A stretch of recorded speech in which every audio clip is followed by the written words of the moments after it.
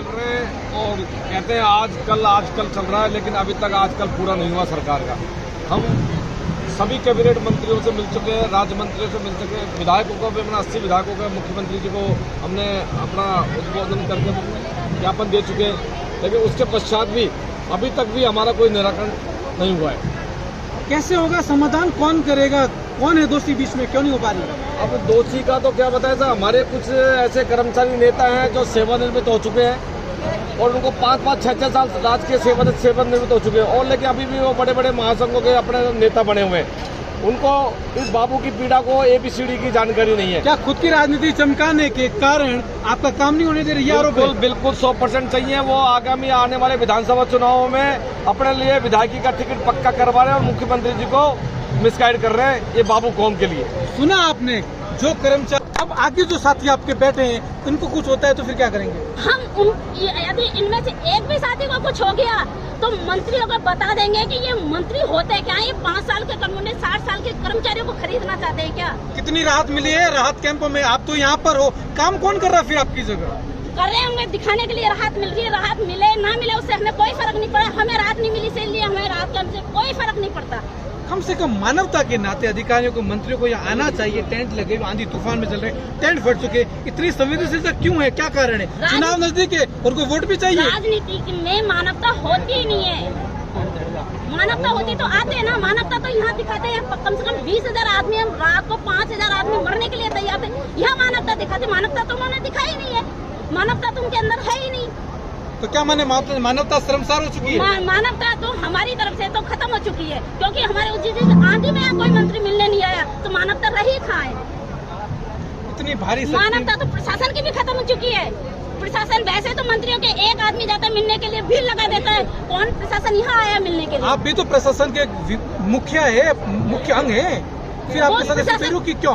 प्रशासन इस बात को समझ रहे हैं, वो उनको नेताओं को समझना है ना, इसलिए प्रशासन हमें समझ। तो क्या कुछ अधिकारी नेताओं की चमचागिरी करने में लगे हुए ये माने? बिल्कुल सर, नेताओं की चमचागिरी करके उन्हें लगना अच्छी सीटों पे। उन्हें बाबू से कहे, बाबू ने अच्छी सीटों पे थोड़ी लगाएंगे, उन्हें जिले में नेता देंगे सर। मंत्री उनको जिला देते हैं। वोट नहीं चाहिए आपका?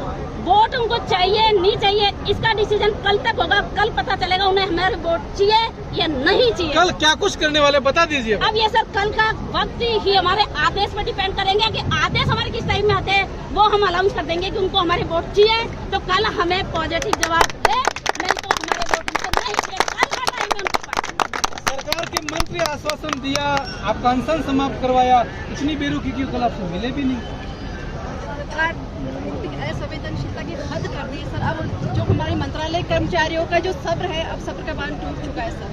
सरकार को समझना चाहिए कि यहाँ पे 15 आदमी आज 7 दिन से पूरे भूखे बैठे, उनसे उन्होंने हाल चाल तक क्या मतलब अनशन क्या तोड़ाने आएंगे, उनके आश्वासन सब झूठे है सरकार, बिल्कुल झूठी है सरकार। अब आक्रोश इतना बढ़ता जा रहा है कि सरकार और सब्र की परीक्षा ना ले।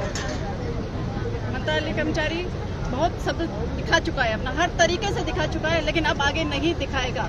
सरकार जो है ना बिल्कुल ये सारी कुचलते इस वर्ग को, लेकिन नहीं कुचलने देंगे। नहीं कुचला जाएगा सरकार? बिल्कुल नहीं कुचलेगा ये वर्ग। आचार संहिता लगेगी फिर क्या करेंगे? बैठे रहेंगे जब तक भी। नौकरी का डर नहीं? नहीं डर, कोई डर नहीं है।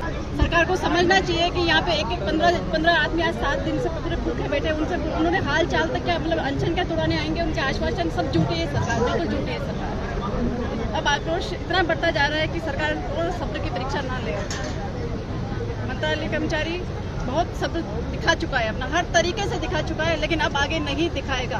सरकार जो है ना बिल्कुल ये सारी कुचलते इस वर्ग को, लेकिन नहीं कुचलने देंगे। नहीं कुचला जाएगा सरकार? बिल्कुल नहीं कुचलेगा ये वर्ग। आचार संहिता लगेगी फिर क्या करेंगे? बैठे रहेंगे जब तक भी। नौकरी का डर नहीं? नहीं डर, कोई डर नहीं है। मंत्री से क्या कहते हैं कि आपकी मांगे तो जायज है? मांगे जायज है तो क्यों नहीं मान लेते जायज मांगे? समस्या कहाँ आ रही है फिर? ये तो आप उनसे पूछे ना सरकार को क्या है उनके पास, मीडिया पूछे उनसे। हमने आपसे वादा किया था, हमने RTDC चेयरमैन को सबके सामने सवाल पूछा मीडिया के सामने, उन्होंने हमें ये कहा हम संपर्क बनाए हुए हैं, बहुत जल्द समस्या का समाधान करेंगे। वीडियो देखना आप। 60 दिन तक से हम यही रोज यही समाचार आ रहे हैं कि आज उनसे ये करिए, आज उसने आश्वासन दिया, 2 दिन 4 दिन निकलते इतना टाइम हो गया सर। वो यहाँ पे किस कंडीशन में हम लोग बैठे हैं? जनता ही है, राजस्थान सरकार की जनता ही है। बाबू तो है लेकिन जनता भी है, उनकी वोटर है हम उनके। वोट मांगने आते तब तो उनको नहीं दिखता। इस वोट में बार क्या करने वाले 2023 के चुनाव में? फिर आप बिल्कुल समर्थन नहीं करेंगे सरकार का। सरकार ने जितना परेशान किया है ना, उसका एक एक बदला लेंगे, एक एक चीज का बदला लिया जाएगा। बिल्कुल बदला लिया जाएगा। सरकार वापस रिपीट नहीं होगी। आखिरकार इतना बेरुखी का कारण क्या है, और आखिरकार जो मध्यस्थता बन रही है सरकार के बीच में वो कड़ी विफल क्यों हो रही है? कौन ऐसे लोग हैं जो बार बार मध्यस्थता करने के बीच में टांग अड़ा रहे हैं, उन कोशिशों को नाकाम कर रहे हैं कि वार्ता सफल ना हो? सर, शायद मेरे हिसाब से सरकार के अधिकारियों ने ये कह रखा है कि आप इसी तरीके से इन्हें लटकाए रखिए और कुछ टाइम बाद बाबू अपने आप चला जाएगा, पर ऐसा नहीं होने वाला है। बाबू बिना आदेश के नहीं जाएगा, इस बार बाबू आदेश लेकर ही जाएगा। अब उसकी हमें क्या कीमत चुकानी पड़ती है वो देखना है। कीमत तो 5 साथी खो चुके हैं। 5 साथी ये कम नहीं होता है। सरकार के लिए वो कीमत बहुत कम है। सरकार को अंदाजा नहीं है कि हमने क्या खोया है। सरकार के लिए शायद 5 कर्मचारियों का कोई मोल ही नहीं था। कल क्या कुछ बड़ा होने वाला है? सर, वो कल ही बताएंगे हम, हमारे प्रदेश नेतृत्व जो हमें बताएगा।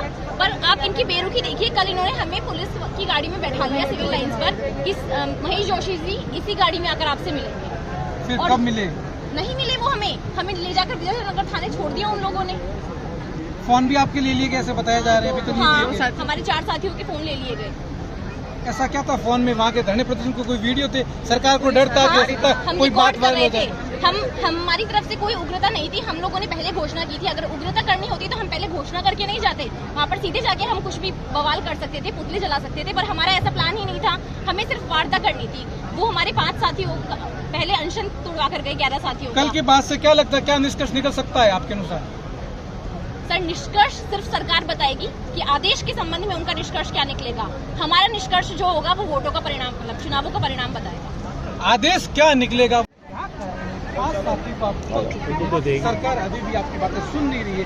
कमी कहाँ रहेगी? टेंट फट गए, आंधी तूफान में लगातार बैठे हुए, कब तक लेगी आपके खैर की परीक्षा? सर, यही हमें समझ में नहीं आ रहा कि संवेदनशील कहलाने वाली सरकार आज हमारी इस बातों की इतनी असंवेदनशील बनी हुई है। ये हमारे टेंट फट रहे, हमारे 5 साथी हमारे चले गए। हमारे पहले 5 दिन हमारे साथी अनशन पे बैठे थे 11 लोग। उसके बाद महेश जी आए, हमें बोल के गए कि आप अनशन तोड़ो, 3 दिन में हम आपका निर्णय करवाएंगे। लेकिन उसके बावजूद भी हमने 7 दिन तक 10 दिन तक वेट किया, कोई नहीं आया हमें। उसके बाद हमने दोबारा से हमारे 15 साथी बैठे हुए हैं।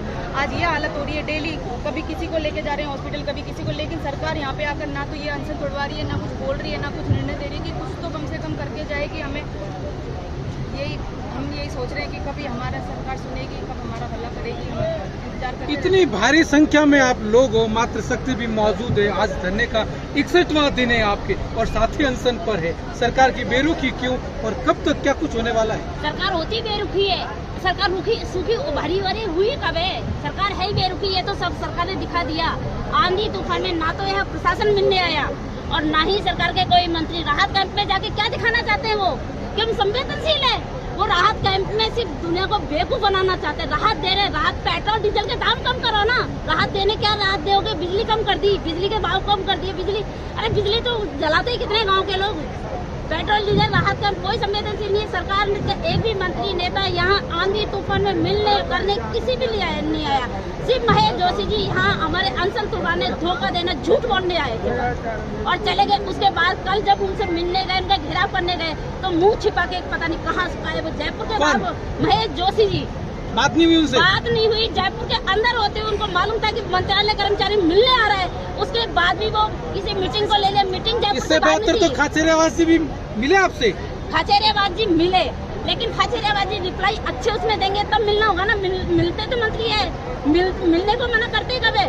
मिले तो धर्मेंद्र राठौड़ जी महीने भर से थे मंत्रियों से। लेकिन वो ही कल भी जब हम उनसे मिले धर्मेंद्र राठौड़ जी से, तो उन्होंने रिप्लाई दी शाम को 5 बजे मैं आपको जवाब दे दूं। वो जवाब आप दूसरे दिन हो गया, 5 बजने वाले। क्या जवाब आया अभी तक? उन्होंने कहा कोई जवाब नहीं आया। सब हमने जब बात की तो हमें आरटीसी चेयरमैन ने कहा हम उससे संवाद बनाए हैं, जल्द से जल्द समस्या का समाधान होगा, और हम उससे कॉलिंग पे बात कर रहे हैं। वो कॉलिंग पे बात करते हुए हमें तो यहाँ सुनते सर पूरा टाइम बीत गया। आज तक रोज ही आजकल मीटिंग चल रही है। वो वार्ता कब खत्म होगी पता नहीं। हमारे 15 अनशनकारियों की लाशों पे खत्म होगी, ये हमारे मंत्रालयों के खून तो उनके लिए नहीं है हमारे पास। अब 6 साथी खो चुके हैं। फिर वो खो चुके हैं। वो गलती थी हमारी कि हमने उनको बख्श दिया। हमें उन 6 साथियों को उनकी छाती पर